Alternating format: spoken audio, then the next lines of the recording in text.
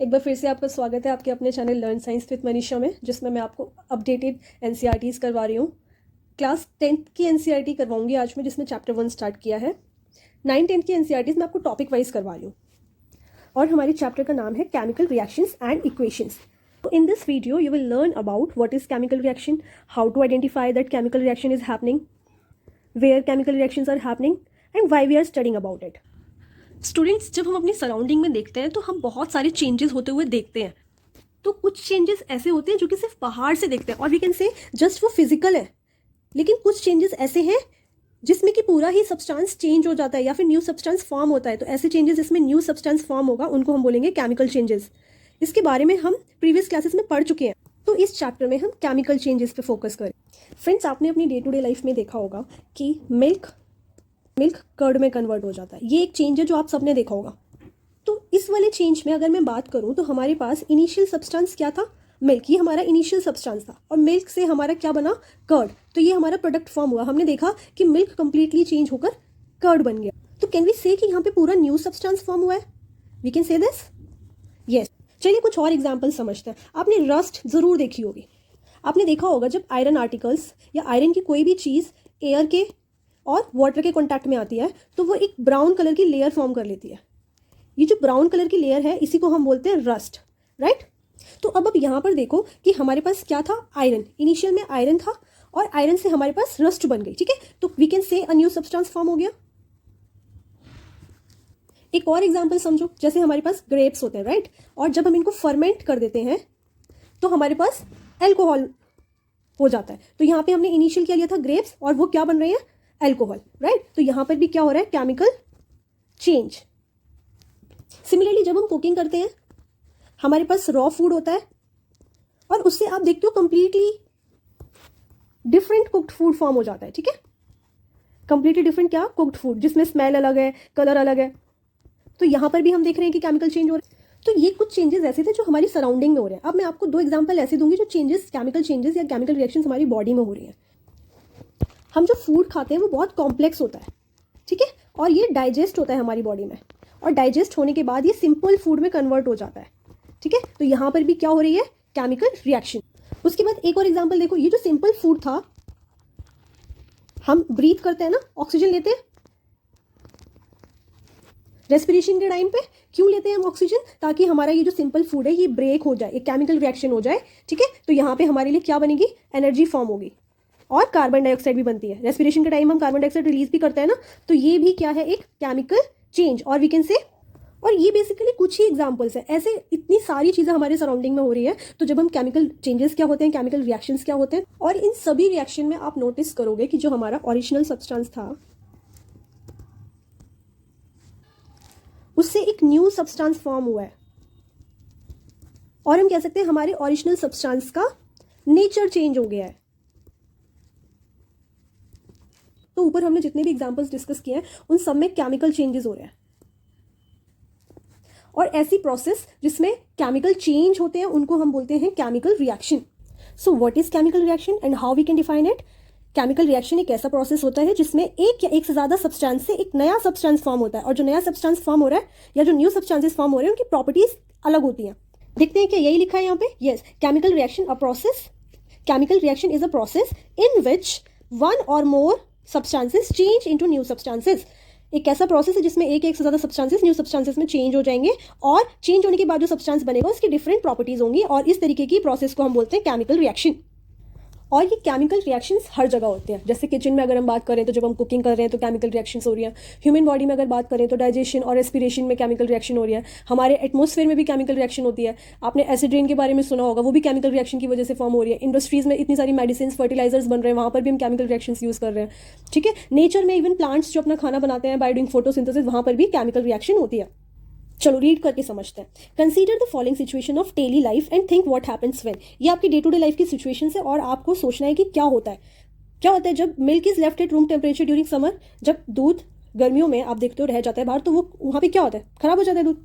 तो चलो मैं आपको थोड़ा सा इस एग्जाम्पल को समझाती हूँ। जब मिल्क लेफ्ट हो जाता है या लेफ्ट रह जाता है रूम टेम्परेचर ड्यूरिंग समर, तो उसमें क्या होता है? बैक्टीरियाज बढ़ जाते हैं। अभी बैक्टीरियाज क्या करेंगे? मिल्क में हमें पता है लैक्टोज शुगर होती है, राइट। अभी जो लैक्टोज शुगर है इसको बैक्टीरियाज लैक्टिक एसिड में कन्वर्ट कर देते हैं और इसकी वजह से हमारा मिल्क सोर हो जाता है। तो हमने देखा यहाँ पे कि लैक्टोज शुगर से हमारा लैक्टिक एसिड बन गया, राइट। तो यहाँ पर भी केमिकल रिएक्शन हुई है और जब केमिकल रिएक्शन हुई है तो हमने देखा टेस्ट बदल गया, स्मेल बदल गई और एक न्यू सब्सटेंस फॉर्म हुआ। चलो नेक्स्ट सिचुएशन देखते हैं। एन आयरन तवा pan nail is left expose to humid atmosphere. जब आपका आयरन का कोई भी आर्टिकल, तवा, पेन, नेल, जब आप एटमोस्फेयर में ऐसे छोड़ देते हो जहाँ पे ह्यूमिड एटमोस्फेयर है, ठीक है, तो यहाँ पे क्या होता है, तो इस केस में क्या होगा, आयरन के साथ मॉइस्चर, दैट मीन्स वाटर और ऑक्सीजन, ये रिएक्ट करेंगे, केमिकल रिएक्शन करेंगे और रस्ट फॉर्म कर लेंगे। तो हमने देखा यहाँ पर भी न्यू प्रोडक्ट फॉर्म हुआ तो केमिकल रिएक्शन हुई है। सिमिलरली फर्मेंटेशन ऑफ ग्रेप्स में क्या होता है, ग्रेप्स में शुगर होती है, राइट, और जब हम इसे फर्मेंट करते हैं तो इसमें अल्कोहल प्लस कार्बन डाइऑक्साइड बनती है, ठीक है। तो इस केस में हमारे पास शुगर से क्या फॉर्म हो गया, alcohol and carbon dioxide, new product form हुआ, तो we can say chemical reaction. तो एक बार थोड़ा सा समझते हैं कि केमिकल रिएक्शन में एक्चुअली होता क्या है।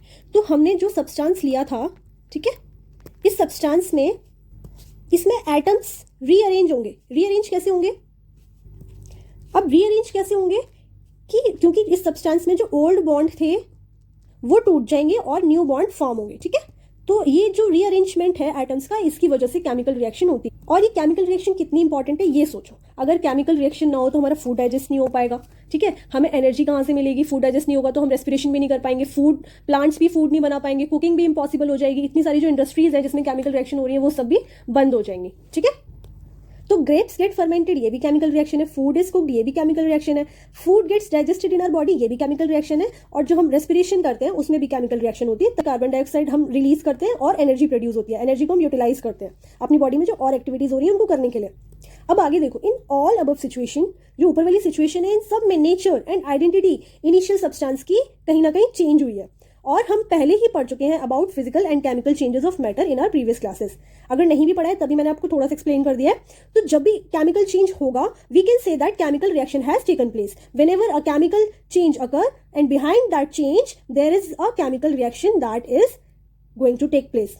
And why it happens, because atoms rearrange themselves. अभी आप थोड़े से हो सकता है थोड़ा सा वंडर कर रहे हो कि एक्चुअली केमिकल रिएक्शन क्या होती है, how do we come to know कि कोई केमिकल रिएक्शन हुई है। और अब हम कुछ एक्टिविटीज करते हैं ताकि हम इन क्वेश्चंस के आंसर्स को फाइंड कर पाए। तो अब हमारा टॉपिक है how do we identify chemical reaction. Chemical reaction हो रही है या नहीं हो रही है हम कैसे पहचानेंगे, तो इसके कुछ साइन है। एनसीईआरटी ने 4 साइन के बारे में बात की है। फर्स्ट, अगर किसी चीज की स्टेट चेंज हो रही है तो we can say change in state. तो जब किसी चीज की स्टेट चेंज होगी तो we can say chemical change हुआ है। उसके बाद what is second sign, change in colour.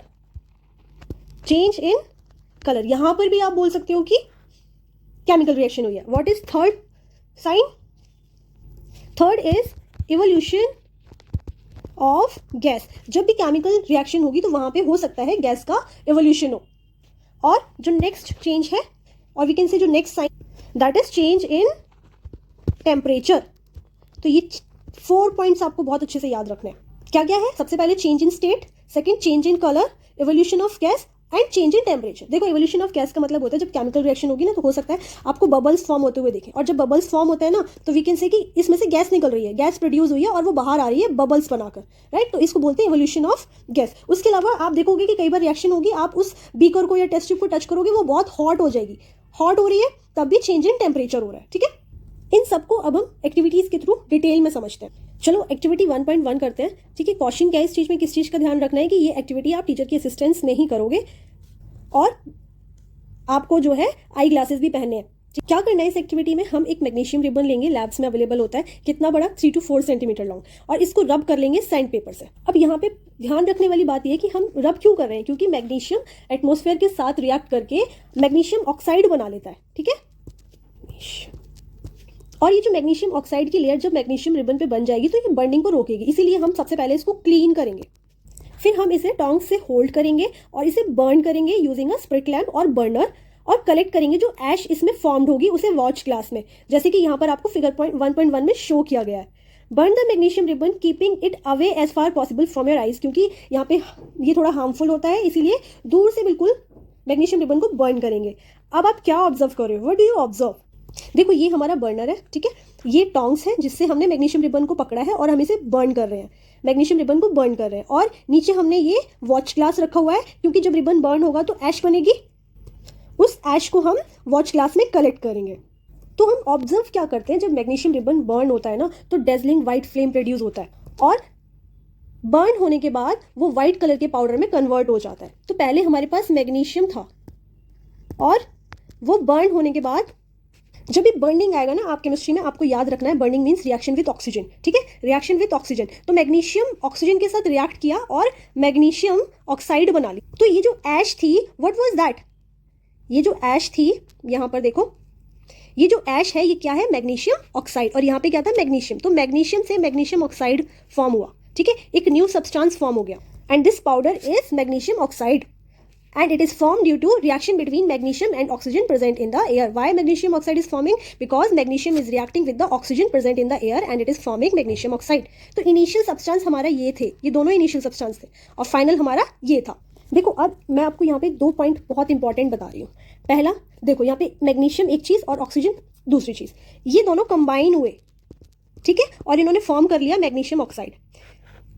तो इस तरीके की रिएक्शन जिसमें इनिशियल सब्सटेंसेस वो दो से ज़्यादा कंबाइन होकर एक न्यू सब्सटेंस बनाते हैं, उसको हम बोलते हैं कॉम्बिनेशन रिएक्शन। तो यहाँ पे वी कैन से कि कॉम्बिनेशन रिएक्शन हो रही है, ठीक है, फर्स्ट पॉइंट ये हुआ।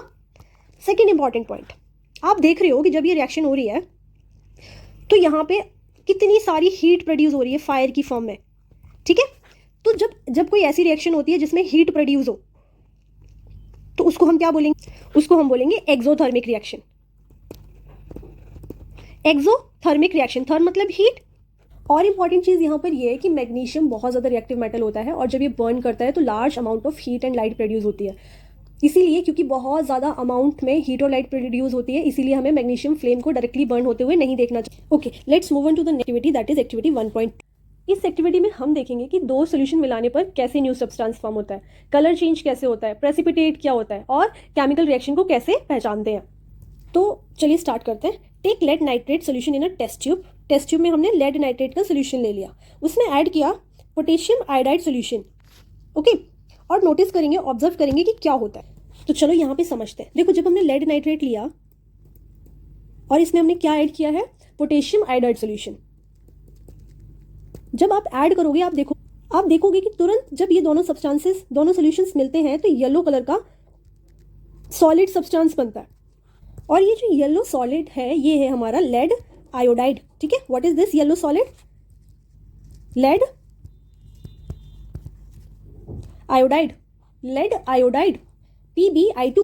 तो इन दोनों को मिलाने पर लेड आयोडाइड बन गया, और आप थोड़ी देर बाद देखोगे कि ये नीचे सेटल हो जाएगा, डिसॉल्व नहीं होगा और सेटल हो जाएगा। तो ये जो लेड आयोडाइड है इसको हम प्रेसिपिटेट बोलेंगे। तो क्या होता है प्रेसिपिटेट, एक ऐसा सॉलिड जो कि सॉल्यूशन में डिसॉल्व ना हो और नीचे सेटल हो जाए। तो इस रिएक्शन में आपने नोटिस किया कि स्टार्टिंग में हमने लेड नाइट्रेट सोल्यूशन और पोटेशियम आयोडाइड सोल्यूशन लिया था, और बाद में हमारा लेड आयोडाइड फॉर्म हुआ, ठीक है। और आपने देखा यहाँ पे कलर चेंज हुआ, तो कलर चेंज हुआ, इससे हमें पता चल गया कि केमिकल रिएक्शन हुई। और ये येलो कलर क्यों आया है, क्योंकि यहाँ पे लेड आयोडाइड फॉर्म, जो कि एक प्रेसिपिटेट है, येलो कलर का प्रेसिपिटेट है जो डिसॉल्व नहीं होता। क्लियर। चलिए एक्टिविटी 1.3 समझते हैं। एक्टिविटी 1.3 जिसमें हमें जिंक ग्रैन्यूल्स लेने होंगे। जिंक हमारा मेटल होता है, इसके ऐसे करके गोल गोल से ग्रैन्यूल्स होते हैं जिसे हम कॉनिकल फ्लास्क में ले लेंगे या फिर टेस्ट ट्यूब में ले लेंगे। उसके बाद उसमें ऐड करेंगे हाइड्रोक्लोरिक एसिड या फिर सल्फ्यूरिक एसिड, ठीक है। अब कॉशन क्या है, यहाँ पे ध्यान रखना है कि एसिड को बहुत ज़्यादा ध्यान से यूज़ करेंगे, और आप ऐसा करने के बाद ऑब्जर्व करोगे और देखोगे कि एक्चुअली क्या हो रहा है। उसके बाद आप कॉनिकल फ्लास्क को भी टच करोगे, और टेस्ट ट्यूब में अगर लिया है तो टेस्ट ट्यूब को टच करोगे, और आप देखोगे कि क्या कोई टेम्परेचर में भी चेंज आया है। तो चलिए इस एक्टिविटी में देखते हैं एक्चुअली क्या होता है। देखो ये कॉनिकल फ्लास्क है, ठीक है, this one is conical flask, और इसमें हमने ये जिंक ग्रैन्यूल लिए, ये सॉलिड है ना जिंक ग्रैन्यूल, इसमें हमने फिर डाइल्यूट सल्फ्यूरिक एसिड ऐड किया, और हमने देखा क्या देख रहे हैं हम देख रहे हैं इसमें देखो ये बबल्स फॉर्म हो रहे हैं। ये जो बबल्स होते हैं एक्चुअली ये गैस होती है। तो हमने देखा कि यहाँ पर इस रिएक्शन में इवोल्यूशन ऑफ गैस हो रहा है, बबल्स फॉर्म हो रहे हैं।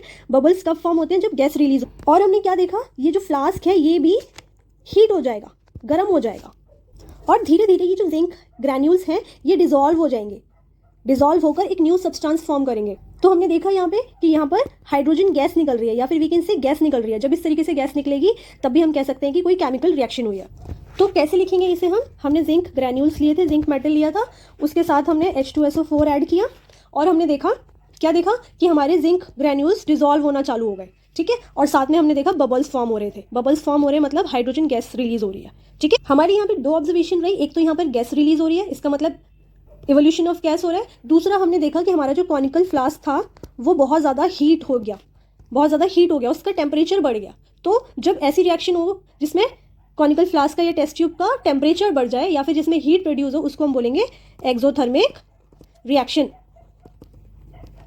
चलिए पढ़ते हैं आगे। फ्रॉम द अबव 3 एक्टिविटीज, ये जो ऊपर हमने 3 एक्टिविटीज करी है, we can say that any of the following observation, अगर हम ऐसा कुछ भी ऑब्जर्व कर रहे हैं तो हम पता लगा सकते हैं कि कोई केमिकल रिएक्शन हुई है या नहीं हुई है, ठीक है। क्या क्या दे रखा है? चेंज इन स्टेट, मैंने आपको बताया था अभी, change in colour, evolution of gas और चेंज इन टेम्परेचर।